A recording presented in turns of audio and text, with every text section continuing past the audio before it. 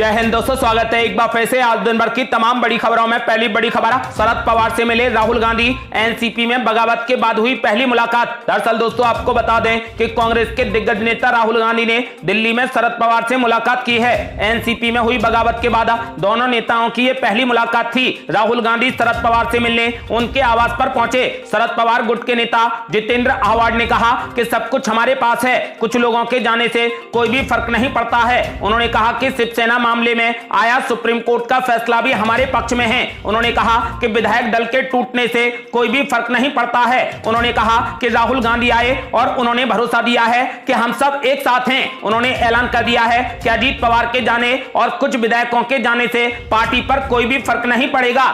और बड़ी खबर, शरद पवार की पार्टी एनसीपी में फूट पर उमर अब्दुल्ला ने बीजेपी पर बोला जबरदस्त हमला। कहा यह तोड़फोड़ का काम करना बीजेपी की पुरानी आदत है। दरअसल दोस्तों आपको बता दें कि एनसीपी की फूट पर नेशनल कॉन्फ्रेंस के नेता उमर अब्दुल्ला ने कहा कि इससे एनसीपी को नुकसान होगा अथवा नहीं होगा, इसके लिए इंतजार करना पड़ेगा। लेकिन जिस तरीके की बातें अजीत पवार ने शरद पवार की उम्र के बारे में कही हैं, उसे महाराष्ट्र के लोगों ने बिल्कुल भी पसंद नहीं किया है। उन्होंने कहा कि यह तोड़फोड़ का काम करना बीजेपी की पुरानी आदत है और यह पहली बार नहीं है, इससे पहले भी बीजेपी ने कई बार तोड़फोड़ की है। उन्होंने बीजेपी पर हमला करते हुए कहा कि यह तोड़फोड़ करना बीजेपी की पुरानी आदत है। और बड़ी खबर, शरद पवार ने कर दिया बड़ा ऐलान। बोले मैं ही एनसीपी का अध्यक्ष हूं, जल्द बदलेगी स्थिति, फिर से बनेगी एनडीए की सरकार। दरअसल दोस्तों आपको बता दें कि शरद पवार ने कहा कि मुझे खुशी है कि जिन लोगों को निष्कासित किया गया उनको छोड़कर बाकी अन्य लोग इतने कम समय में बैठक के लिए आ गए। उन्होंने कहा कि हमारे सभी साथियों की मानसिकता पार्टी को मजबूती से आगे बढ़ाने की रही है। शरद पवार ने कहा कि हमारे सभी साथी हमारे साथ हैं, मैं ही एनसीपी का अध्यक्ष हूं। अगर कोई ऐसा दावा कर रहा है तो उसमें कोई सच्चाई नहीं है। शरद पवार ने ऐलान किया है कि मैं अभी भी प्रभावी हूं, चाहे मैं 82 वर्ष का हूं या फिर 92 वर्ष का हूं। उन्होंने कहा कि अभी हम जो भी कहेंगे वो चुनाव आयोग के समक्ष कहेंगे। शरद पवार ने कहा कि ये जो भी कुछ हो रहा है उससे मुझे खुशी है, क्योंकि जिन लोगों ने लोगों से वादा करके उनके वोट हासिल किए और बाद में गलत रास्ते पर गए, उनको इसकी जबरदस्त कीमत देनी पड़ेगी। उन्होंने कहा कि राज्य की स्थिति फिर से बदलेगी और राष्ट्रवादी कांग्रेस पार्टी, कांग्रेस और उद्धव ठाकरे के नेतृत्व वाली शिवसेना को महाराष्ट्र की जनता एक बार फिर से हुकूमत देगी। और बड़ी खबर, कांग्रेस पार्टी ने कन्हैया कुमार को दे दी बड़ी जिम्मेदारी, एनएसयूआई का प्रभारी कर दिया नियुक्त। दरअसल दोस्तों आपको बता दें कि कांग्रेस पार्टी ने कन्हैया कुमार को बड़ी जिम्मेदारी देते हुए अपनी स्टूडेंट विंग एनएसयूआई का प्रभारी नियुक्त कर दिया है। कांग्रेस पार्टी के संगठन महासचिव केसी वेणुगोपाल ने एक प्रेस कॉन्फ्रेंस जारी कर इस बात की जानकारी दी। इससे पहले रुचि गुप्ता एनएसयूआई की प्रभारी थी, जिन्होंने करीब 2.5 साल पहले पद से इस्तीफा दे दिया था। उन्होंने कहा कि कांग्रेस पार्टी के राष्ट्रीय अध्यक्ष मल्लिकार्जुन खड़गे ने कन्हैया कुमार को तत्काल प्रभाव से भारतीय राष्ट्रीय छात्र संघ यानी एनएसयूआई का एआईसीसी प्रभारी नियुक्त किया है। कन्हैया कुमार जेएनयू छात्र संघ के अध्यक्ष रहे हैं। आपको बता दें कि फिलहाल कन्हैया कुमार को लेकर कांग्रेस पार्टी ने अहम घोषणा कर दी है। कांग्रेस पार्टी ने कन्हैया कुमार को एनएसयूआई का प्रभारी नियुक्त कर दिया है। और बड़ी खबर, अशोक गहलोत और सचिन पायलट की बयानबाजी पर कांग्रेस पार्टी ने लगा दिया फुल स्टॉप, दे डाली बड़ी हिदायत। दरअसल दोस्तों आपको बता दें कि राजस्थान विधानसभा चुनाव को लेकर गुरुवार को कांग्रेस पार्टी ने बड़ी बैठक की, लेकिन इस बैठक को मुख्यमंत्री अशोक गहलोत और कांग्रेस नेता सचिन पायलट के बीच चल रहे विवाद को सुलझाने के तौर पर भी देखा जा रहा है। इस बीच मीटिंग के बाद कांग्रेस के संगठन महासचिव केसी वेणुगोपाल ने कहा कि पार्टी से जुड़े मुद्दों को लेकर जो भी बाहर बयान देगा उसके खिलाफ अनुशासनात्मक कार्रवाई होगी। उन्होंने कहा कि बैठक में निर्णय लिया गया है कि हर किसी को पार्टी के अनुशासन का पालन करना होगा और किसी भी मुद्दे पर चर्चा पार्टी के भीतर ही होगी। किसी के पास अधिकार नहीं है कि वो पार्टी की आंतरिक राजनीति के बारे में पार्टी से बाहर बात करें। उन्होंने कहा कि ऐसा कोई करेगा तो उसके खिलाफ कांग्रेस पार्टी कड़ी कार्रवाई करेगी। इस बैठक में केसी वेणुगोपाल, अशोक गहलोत और सचिन पायलट के अलावा कांग्रेस अध्यक्ष मल्लिकार्जुन खड़गे, पूर्व अध्यक्ष राहुल गांधी और प्रदेश कांग्रेस कमेटी के अध्यक्ष गोविंद सिंह डोटासरा सहित कई नेता शामिल हुए। बैठक के बाद मल्लिकार्जुन खड़गे ने कहा कि राजस्थान में हर 5 साल पर सरकार बदलने का इतिहास इस बार बदल जाएगा, तो वहीं पार्टी एकजुट होकर चुनाव लड़ेगी। तो उधर राहुल गांधी ने ऐलान कर दिया है कि राजस्थान में एक बार फिर से कांग्रेस पार्टी की ही सरकार बनेगी। और बड़ी खबर, कांग्रेस की मीटिंग के बाद सचिन पायलट का बड़ा ऐलान। बोले पार्टी से जो भी निर्देश मिलेगा उसे पूरी निष्ठा के साथ निभाऊंगा। दरअसल दोस्तों आपको बता दें कि दिसंबर 2023 में राजस्थान विधानसभा के चुनाव होने हैं। ऐसी स्थिति में राज्य में सत्तारूढ़ कांग्रेस पार्टी अपने दो शीर्ष नेताओं मुख्यमंत्री अशोक गहलोत और पूर्व मुख्यमंत्री सचिन पायलट के बीच विवाद का पटापेच करना चाहती है। इसी सिलसिले में दिल्ली में हुई मीटिंग में सचिन पायलट ने एक साथ चलने का वादा करते हुए कहा कि वो सिर्फ और सिर्फ राहुल गांधी और मल्लिकार्जुन खड़गे के गुट के नेता हैं और उनका उद्देश्य राज्य में दोबारा सरकार रिपीट करने का है। दिल्ली में गुरुवार को राजस्थान में गतिरोध दूर करने के लिए बड़ी मीटिंग हुई। इस मीटिंग में मुख्यमंत्री अशोक गहलोत वीडियो कॉन्फ्रेंसिंग के माध्यम से शामिल हुए। इस दौरान सचिन पायलट ने कहा कि दोबारा से राजस्थान में कांग्रेस पार्टी की सरकार कैसे बने, इसको लेकर आज की मीटिंग में चर्चा हुई है और मुझे पूरी उम्मीद है कि राजस्थान में कांग्रेस दोबारा सत्ता में आ रही है। सचिन पायलट ने कहा कि चुनावों का असर 2024 में होने वाले लोकसभा चुनावों पर भी पड़ेगा और कांग्रेस पार्टी भारी संख्या में राजस्थान में लोकसभा की सीटें जीतेगी। उन्होंने कहा कि मुझे कांग्रेस पार्टी ने पहले जो भी जिम्मेदारी दी थी उस जिम्मेदारी को मैंने पूरी निष्ठा और मेहनत के साथ पूरा किया है और आगे भी मुझे कांग्रेस की तरफ से जो भी जिम्मेदारी दी जाएगी मैं उसे पूरी मेहनत के साथ पूरा करने की कोशिश करूंगा। सचिन पायलट ने कहा कि मैं किसी गुट में नहीं हूं, कांग्रेस में मेरा सिर्फ एक ही गुट है और वो राहुल गांधी मल्लिकार्जुन खड़गे का गुट है। उन्होंने कहा कि आने वाले समय में मुझे राहुल जी और मल्लिकार्जुन खड़गे जी की तरफ से जो भी आदेश मिलता है उसको मैं पूरी निष्ठा के साथ पूरा करने की कोशिश करूंगा।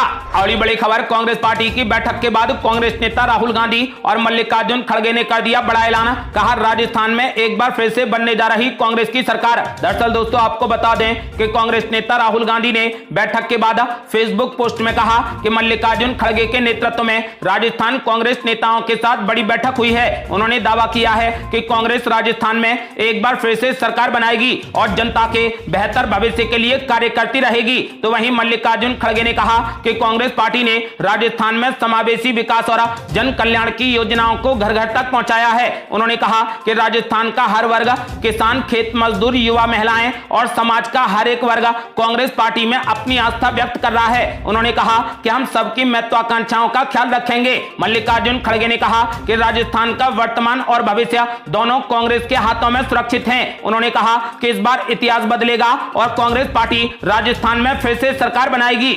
और बड़ी खबर, लालू प्रसाद यादव के महागठबंधन के 300 सीटें जीतने के दावे पर रविशंकर प्रसाद ने किया जबरदस्त पलटवार। बोले वो बिहार बचाएं, हम सभी 40 सीटें जीतेंगे। दरअसल दोस्तों आपको बता दें कि 2024 में होने वाले लोकसभा चुनाव को लेकर देश की विपक्षी पार्टियां बीजेपी के खिलाफ एक संयुक्त विपक्ष महागठबंधन पर विचार कर रही हैं। आरजेडी अध्यक्ष लालू प्रसाद यादव ने दावा कर दिया है कि ये गठबंधन 300 से अधिक सीटें जीतेगा। इस पर बिहार से ही बीजेपी नेता रविशंकर प्रसाद ने पलटवार करते हुए कहा कि बीजेपी बिहार में सभी 40 सीटें जीतेगी। रविशंकर प्रसाद ने कहा कि लालू जी ने कोई नई बात नहीं कही है, लेकिन वो ये बात नहीं बता पा रहे हैं कि 2024 के लोकसभा चुनाव के लिए जो बारात सज रही है उसका दूल्हा कौन है। रविशंकर प्रसाद ने लालू यादव पर हमला करते हुए कहा कि आप चिंता मत कीजिए, बिहार की हम सभी 40 सीटें जीतेंगे, लेकिन अभी आपको बहुत कुछ करना है। आपको चारा घोटाले में बनाई गई नई चार्जशीट पर जवाब देना है, नौकरी के बदले जमीन घोटाले के मामले में जवाब देना है।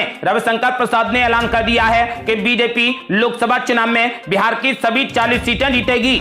और बड़ी खबर, पंजाब की सभी 13 सीटों पर अकेले ही चुनाव लड़ेगी बीजेपी, श्रोमणी अकाली दल से नहीं होगा गठबंधन। दरअसल दोस्तों आपको बता दें कि गुजरात के पूर्व मुख्यमंत्री और बीजेपी नेता विजय रूपाणी ने गुरुवार को बड़ा ऐलान कर दिया है। उन्होंने कहा कि पंजाब में लोकसभा की सभी 13 सीटों पर बीजेपी अकेले ही चुनाव लड़ेगी। आगामी 2024 के चुनावों में बीजेपी पीएम मोदी के नेतृत्व में चुनाव लड़ेगी और दिल्ली में तीसरी बार सरकार बनाएगी। इससे पहले पंजाब बीजेपी प्रदेश अध्यक्ष सुनील जाखड़ ने अकाली दल से गठबंधन को लेकर कहा कि पंजाब में गठबंधन को लेकर फैसला हाई कमान को लेना है। साथ ही उन्होंने कहा कि अब बीजेपी पंजाब में सभी 13 लोकसभा और 117 विधानसभा क्षेत्रों में पार्टी को एकमात्र विकल्प के रूप में स्थापित करेगी। यानी बीजेपी अपने आप को इतना मजबूत स्थिति में खड़ा करेगी कि उसे किसी भी साथी के सहारे की जरूरत ना पड़े। आपको बता दें कि श्रोमणी अकाली दल के अध्यक्ष सुखबीर सिंह बादल ने बुधवार को पार्टी नेताओं के साथ बड़ी बैठक की थी। मिली जानकारी के मुताबिक इस बैठक में बीजेपी के साथ दोबारा गठबंधन की संभावनाओं पर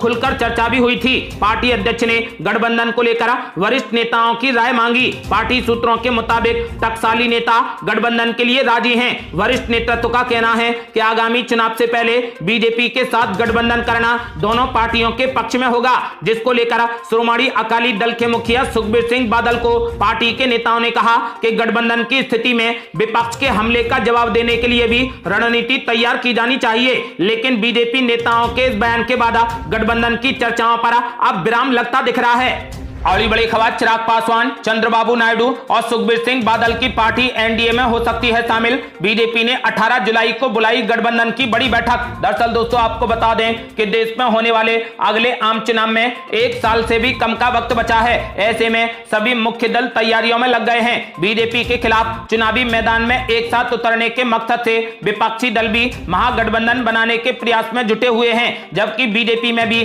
बैठकों का दौर जारी है। इसी बीच अब 18 जुलाई को एनडीए की बड़ी बैठक बुलाई गई है। सूत्रों के अनुसार यह बैठक दिल्ली के अशोका होटल में होगी। इस मीटिंग में एनडीए से लंबे समय से अलग चल रहे अकाली दल की ओर से सुखबीर सिंह बादल, लोजपा के चिराग पासवान शामिल होंगे। मीटिंग में चंद्रबाबू नायडू की टीडीपी भी शामिल हो सकती है। सुखबीर सिंह बादल और चिराग पासवान ने बैठक में शामिल होने के लिए अपनी सहमति दे दी है। कुछ नए दल भी एनडीए की बैठक में शामिल हो सकते हैं। लोकसभा चुनाव के मद्देनजर बीजेपी में लगातार बैठकें हो रही हैं। बीजेपी के शीर्ष नेतृत्व की कई दौर की बैठकों के बाद हाल ही में पीएम मोदी की अध्यक्षता में केंद्रीय मंत्रिपरिषद की भी बैठक हुई थी। केंद्रीय मंत्रिमंडल में फेरबदल की संभावनाओं को लेकर जारी चर्चाओं के बीच ये बैठक हुई है। इसके बाद बीजेपी ने 4 राज्यों में प्रदेश अध्यक्ष भी बदल दिए थे। दूसरी तरफ विपक्षी दल भी लोकसभा चुनाव की तैयारियों में लगे हुए हैं। बीती 23 जून को पटना में 17 विपक्षी दलों ने बड़ी बैठक की थी। इस बैठक में बिहार के मुख्यमंत्री नीतीश कुमार,